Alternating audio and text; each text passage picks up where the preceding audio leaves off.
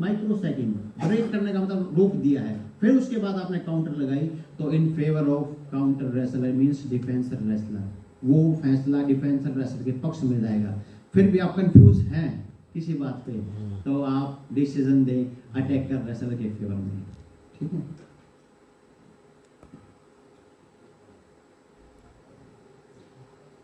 Some time attacker wrestler किसी ने साल्तो लगाई और जोन पे के नियर बाई साल्तो, जोन के अंदर साल्तो लगाई, जो डिफेंसिव रेसलर है उसके दोनों पैर जोन से बाहर गए और उसके बाद उसने वापस आके और जो ऑफेंसिव रेसलर को उसको वहां दबा लिया, उसके पीछे आ गया, तो इन दिस केस कोई भी पॉइंट नहीं है, क्योंकि दोनों पैर बाहर जाने के बाद अगर वो काउंटर कर रहा है तो वो काउंटर वैलिड नहीं है। इस बात का ध्यान रखें। ग्राउंड पोजीशन, जो टॉप रेसलर है फर्स्ट टाइम उसको अटेंशन, अगर वो गलती कर रहा है first time attention, blue attention या रेड अटेंशन, उसके बाद अगर नहीं करा तो उसको ओपन कर दो आप और स्टैंडिंग रिस्टार्ट स्टैंडिंग पोजीशन। अगर सेम बॉटम रेसलर मींस नीचे वाला पहलवान है, वो बार बार पोजीशन कहने के बाद नहीं दे रहा, रेड अटेंशन पोजीशन हमने बोला, ब्लू पोजीशन नहीं दे रहा, तो तुरंत उसको अटेंशन कर दिया हमने, उसके बाद नहीं दे क्वेश्चन प्लस 1 पॉइंट रिस्टार्ट कर आउट पोजीशन। और इसमें जितने भी रेफरीज हैं ध्यान रखें, वेकेबलरी का मोस्ट इंपॉर्टेंट है, रेसलिंग वेकेबलरी, उसका जरूर यूज करें और लाउडली, ताकि सबको सुनाई दे और पहलवान और उसके कोच को जरूर सुनाई दे। एक है न्यूट्रल पोजीशन, जब हमने ग्राउंड पोजीशन में या जोड़ी की कई क्रैडल की पोजीशन है उसमें बारंदाज लगाया या फिर बारंदाज क्रैडल किया, वो क्या किया कि यही मार दिया, टिल्ट कर दिया, फिर यही कि बार बार करने लग रहे हम, तो उसमें कोई भी पॉइंट नहीं है, केवल 2 ही पॉइंट है फर्स्ट जो एक्शन के। लेकिन उसको नेचुरल पोजीशन में न्यूट्रल पोजीशन में लाना सबसे जरूरी है। न्यूट्रल पोजीशन में आ गया, फिर उसके बाद आपने इस साइड में किया, फिर न्यूट्रल, फिर इस साइड में, या फिर न्यूट्रल लगातार इस साइड में कर रहे हो, तो वो पॉइंट काउंट होंगे। इस बात का ध्यान रखें। कंसुलेशन, कोई भी ऐसी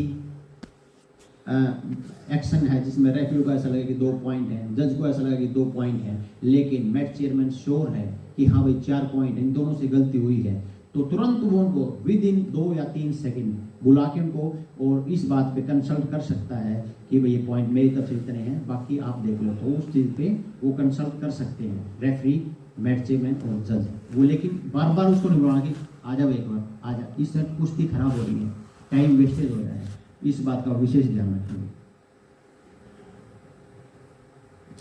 ग्रीको रोमन में अटैकर रेसलर अगर पैर लगा के कोई अटैक कर रहा है तो उसको फर्स्ट टाइम अटेंशन है, लेकिन दूसरी बार उसने पैर लगाया और अटैक किया तो उसके खिलाफ question plus 1 point. Attacker wrestler, और उसमें रेफरी का विशेष ध्यान दें कि कुश्ती को रोक के बोले रेड अटेंशन या ब्लू अटेंशन, नो लेग, यानी पैर का यूज दोबारा ना करें।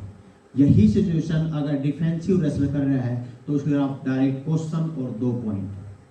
अगर फिर कर रहा है तो क्वेश्चन और 2 पॉइंट। इसमें एक छोटी सी बात का और ध्यान रखें, जितने भी टीम मैनेजर कोचेज हैं आपके लिए विशेष है कि अगर आपका पहलवान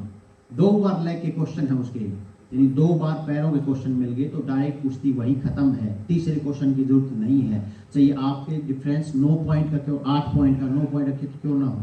इस बात का ध्यान रखें। हाँ, लेग पावर मीन्स, हाँ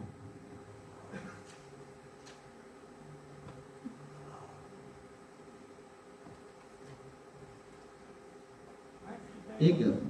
पहलवान क्या करते हैं कि डेंजर पोजीशन में फाल से बचने के लिए इलीगल होल्ड कर दिया। इलीगल का मीन्स आंख में उंगली मार दी, पट्टा भर दिया, या फिर कुछ ऐसी कार्रवाई की है जिससे है ना वो फाल से बच गया, तो डायरेक्ट उसके खिलाफ क्वेश्चन 2 पॉइंट अगेन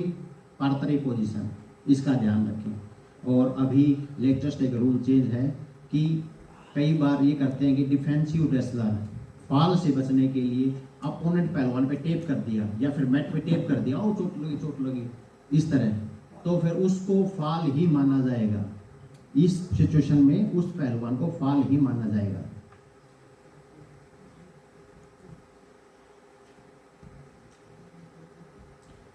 एक घुटने पे या दोनों घुटने पे जोन से बाहर जाना कोई भी पॉइंट नहीं है, क्योंकि उसको ग्राउंड पोजीशन माना जाएगा। डबल लेग में अटैक किया, सिंगल लेग में अटैक किया, लेकिन एक घुटने पे है पहलवान या दोनों घुटने पे जोन से बाहर है तो उसको उसको ग्राउंड पोजीशन माना जाएगा, उसमें कोई पॉइंट नहीं होगा। लेकिन जानबूझ के अगर ये पहलवान कर रहा है तो इस बात का ध्यान रखें, उसके खिलाफ क्वेश्चन 1 पॉइंट, अगेन ग्राउंड